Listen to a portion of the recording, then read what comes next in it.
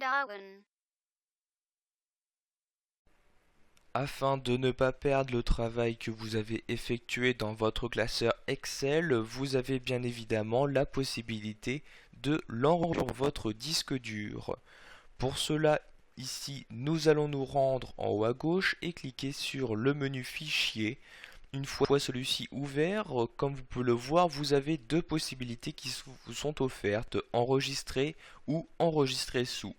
Donc si c'est la première fois que vous enregistrez votre classeur a déjà été enregistré, alors vous devez bien faire attention à choisir donc la bonne fonctionnalité. La fonctionnalité enregistrée va tout simplement écraser l'ancienne sauvegarde pour enregistrer par-dessus donc les dernières modifications effectuées.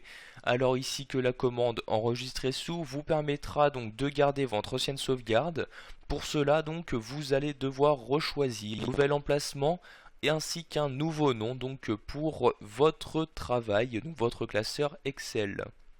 Donc ici c'est la première fois que j'enregistre mon classeur, donc ces deux manipulations seront les mêmes. Je clique par exemple ici sur enregistrer sous. J'ai alors dans ce cas-là cette fenêtre-ci qui apparaît. Dans un premier temps, je vais choisir à quel endroit je souhaite enregistrer donc ici mon classeur Excel. Par exemple sur le bureau, je vais créer un nouveau dossier ici que je vais nommer donc mon travail Excel comme ceci. Donc j'appuie ensuite sur entrée comme ceci. Donc je me trouve bien dans le dossier ici présent.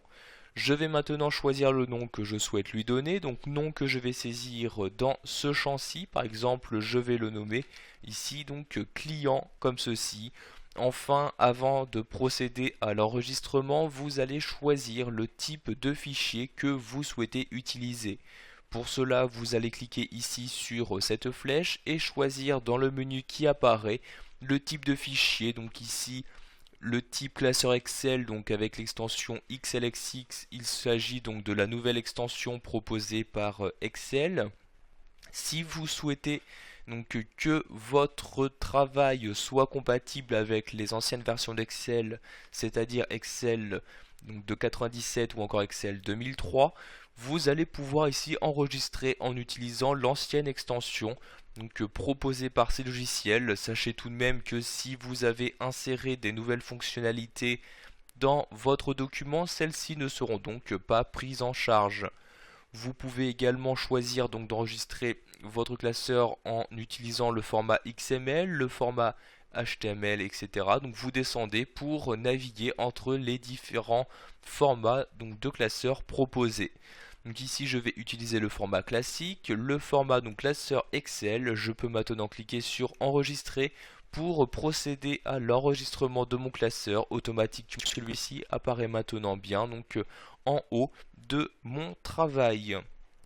Vous pouvez également choisir d'enregistrer votre classeur au format PDF. Ceci vous permettra, si vous souhaitez par la suite partager ce travail, donc l'utilisateur qui recevra votre travail ne devra pas obligatoirement posséder donc ce tableur. Pour cela, donc vous retournez ici sur Fichier et vous refaites Enregistrer sous. Donc, ici, nous allons garder donc, ici le même chemin et je vais juste changer ici le format en me rendant dans ce menu et en descendant. Je vais donc ici rechercher le format PDF. Donc ici, il se trouve à cet endroit-là. Je clique donc dessus pour le sélectionner. Vous avez accès à différentes options pour choisir précisément quel type de fichier PDF vous souhaitez créer. Donc par exemple, vous allez cliquer ici sur le bouton Options. Vous choisissez donc si vous souhaitez donc ici mettre en PDF l'intégralité de votre document ou juste certaines pages. Si vous souhaitez publier en PDF toutes les feuilles, le classeur en entier ou ici donc juste la sélection de certaines cellules.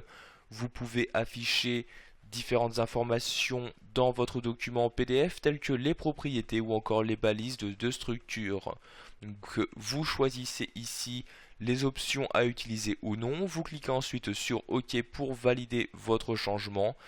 Enfin, vous allez choisir ici le type d'optimisation, donc suivant ce que vous souhaitez faire par la suite de ce document PDF. Par exemple, pour une publication en ligne, il peut être conseillé d'utiliser ici la taille minimale afin que celui-ci s'affiche plus rapidement donc sur un site internet.